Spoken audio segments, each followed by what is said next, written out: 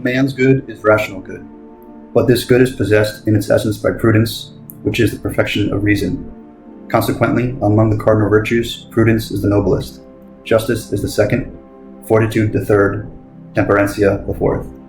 Justice and fortitude are higher virtues than temperance, but they are all exceeded by prudence. That striking quote comes from Josef Pieper's book, The Four Cardinal Virtues, which is a relatively short exposition of the classical philosophical doctrine on the cardinal virtues, especially as articulated in the works of Thomas Aquinas. But is such a claim really justified? In this video, we'll not only argue yes it is, but by the end we'll also delve into the key steps into becoming truly prudent ourselves.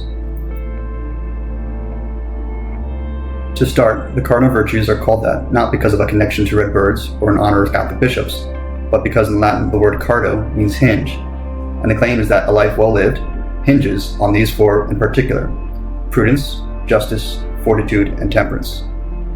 Interestingly, there is a wide consensus in much of the Western philosophical tradition around the cardinal virtues, with great thinkers such as Plato, Aristotle, Cicero, Seneca, Augustine, and Thomas Aquinas, all largely in agreement about their importance. Now, I understand that claiming prudence is the highest of the cardinal virtues might seem strange. Even if we grant that virtue is real, possible, and worthwhile, which many object to, wouldn't something like justice or fortitude be more and more important than mere prudence? Of course, it depends on what we mean by prudence. Ask a person off the street what prudence means to them, and they might describe something like being able to avoid conflict. But the classical Western philosophical tradition means something very different when it speaks about prudence. To really understand what prudence is, we first have to understand the human person. Most importantly, we can't hold that human desires are categorically evil or futile, like some religious philosophies might say. If we do, human life quickly becomes little more than a meaningless illusion. On the contrary, classical philosophy says human desires reveal our identity and tell us how we should act. Of course, blindly pursuing every single desire that we have is a great way to end up deeply unhappy and addicted to alcohol, drugs, TikTok videos, internet fame, money, gambling, or a multitude of other possibilities. Our only real option is to try and figure out which desires are good and which are bad. To use terminology from the classical philosophical tradition, we have to try and order our passions. This is easier said than done. While man is a finite creature, reality is practically infinite to us, and therefore we are faced with an endless array of choices, especially when we consider each one of us as unique and comes from a unique time and place. Still, despite the dizzying diversity of paths we can take through life, there are some broad principles that always hold true. For example, we know that it's never good to abuse children or to kill innocent people for fun. In other words, there are general moral rules that we can know with certainty without much reflection. Some things are never good to do, no matter the circumstance. Pieper himself quotes Goethe, saying, "All laws and rules of conduct might ultimately be reduced to a single one, to truth." Once we get to the specifics of ordinary life, it can be a lot more challenging though. It's easy to know that it's better to be a doctor than a hitman killing people for money. It's a lot harder to know whether we should try to become a doctor, or an electrician, or a stay-at-home parent. And what's actually ideal often depends on our concrete circumstances. There's always a right decision, even if there's not always a well-known moral law. It can be challenging, but we need to be able to make good choices. Indeed, this is the art of prudence. As Pieper writes, "It is not the purpose or the business of the virtue of prudence to discover the goals, or rather the goal, of life, and to determine the fundamental inclinations of the human being. Rather, the purpose of prudence is to determine the proper roads to that goal and the suitable outlet in the here and now for those fundamental inclinations." We can now see the need for practical reason. We need to be able to apply general rules or norms to specific situations. We need a conscience well prepared for the manifold situations we find ourselves in every day. This is the function of prudence. As Pieper puts it, the special nature of prudence is its concern with the realm of ways and means and down-to-earth realities. This is what classical philosophy means by prudence, the virtue that lets us determine the right way to act in the complexity of the real world. Once we accept that human desires can be really meaningful, we have to then intelligently connect them to the world. The world isn't pure chaos, and we do have the opportunity to learn and adapt and pursue real goods. So how do we make good choices? How do we become prudent? The first critical step is to know the world. We have to first know what is the case, so to speak. We have to know the truth. As Pieper puts it, out of cognition, good acts are born. Otherwise, they are not born at all.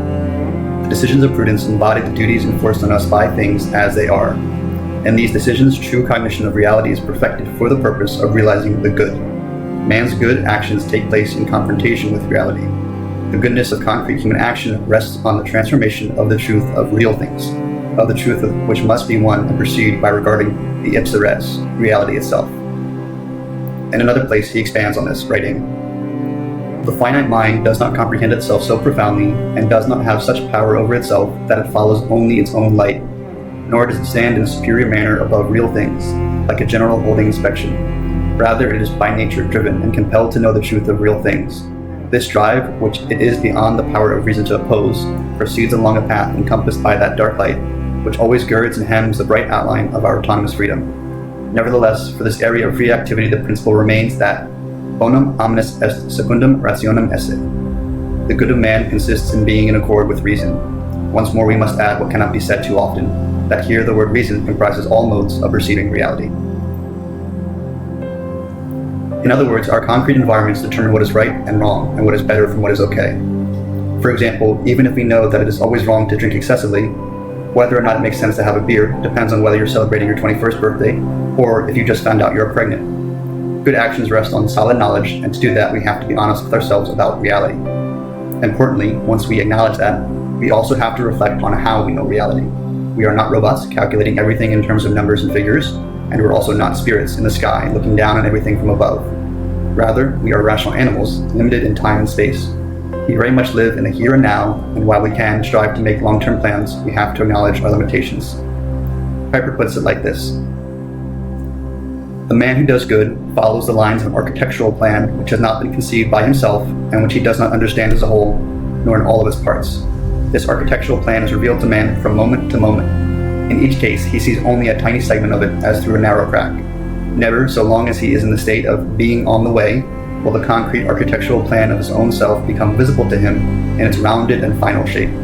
Conscience, as we have said, is in a certain sense equivalent to prudence itself, as the patient beacon which does not delineate the future, but only the immediate." By now, we can start to talk about what prudence looks like in action. For Pieper, following Thomas Aquinas, prudence has 3 stages: deliberation, judgment, and decision. If we're able to perfect those actions, we can consider ourselves to be actually prudent.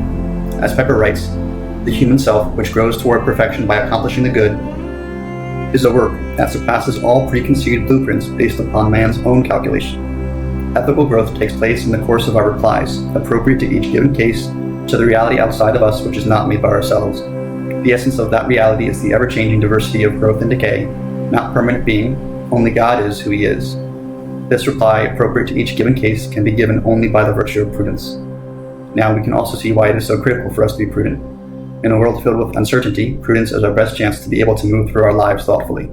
We can't calculate the future like a math problem, but we can be prudent and act rationally. Certainty comes from experience of a life well lived, as well as good counsel. With all that said, we can begin to see why prudence is considered the measure of other virtues, as a pre-existing form or prototype, and therefore the highest. In ancient Greek philosophy, there are 2 types of human action: doing and making. There are deeds and works. Art is right reason of making, while prudence is the right reason of doing. When we are able to focus on the being of things in correspondence to reality, we can concretely shape all our outward action from the ground up, perfecting ourselves. Prudence, in a certain sense, is coextensive with goodness. That is to say, what is prudent is good, and what is good is prudent. It imprints the seal of goodness on all free activity of man. It is important to note this relationship is mutual. Just as there can be no justice, temperance, or fortitude without prudence, there can also be no prudence without justice, temperance, or fortitude. If the virtues are isolated, they are not really virtues. As Pieper writes, "Prudence works in all the virtues, and all virtue participates in prudence. Only the prudent man, then, can be just, brave, temperate. Yet he who is not already just, brave, and temperate cannot be prudent." Before wrapping this up, I'd like to touch briefly on Pieper's full vision of prudence, since, as a Thomist, Pieper often explores the Christian perspective on the virtues. Naturally speaking, prudence is incredibly helpful, but it holds no absolute guarantees of happiness. After all, we can be perfectly rational, but that doesn't mean the world will respect that. A Christian, however, has access to divine providence. Extraordinary Christian prudence, therefore, lets one forget the things of this world, due to the divine promise of those in the next. In other words, hope is a supernatural virtue and a remedy for inconstancy. Indeed, this assurance from above is provided regardless if we make the right choice and suffer unfair consequences, or even if we make the wrong choice and need to correct it later. Further, prudence is the natural measure of moral life, but charity molds prudence. As Pieper writes, "It need scarcely be said that, on the other hand, the highest and most fruitful achievements of Christian life depend upon the felicitous collaboration of prudence and charity. Again, prudence rests in right perception, and in Pieper's Christianity, faith is understood as the perception of reality with direct divine assistance. The gift of grace from the Trinity is mysterious, and without God impossible and inaccessible. It is not just that for Christians every sin is imprudent. More than that, friendship with God reveals the deepest truths. Ultimately, in the gift of counsel from the Holy Spirit, God offers us something over and above natural prudence, namely, a new life of friendship. Thank you so much for watching to the end of the video. If you have any questions or objections, please put them in the comments below and I'll do my best to answer them. I've also put an Amazon link below in case you'd like to explore the full book by Pieper. Before we go, I'd like to leave us with one final quote about prudence in the hopes that it drives home the points we've discussed here. Prudence, then, is the mold and mother of all virtues, the shaping power of our minds which transforms knowledge of reality into realization of the good. It holds within itself the humility of unbiased perception, the trueness to being of memory, the art of receiving counsel, alert, composed readiness for the unexpected. Prudence means the studied seriousness and, as it were, the filter of deliberation, and at the same time the brave boldness to make final decisions. It means purity, straightforwardness, candor, and simplicity of character. It means standing superior to the utilitarian complexities of mere tactics. Prudence is the intelligent prow of our nature which steers through the multiplicity of the finite world toward perfection. Until next time, friends.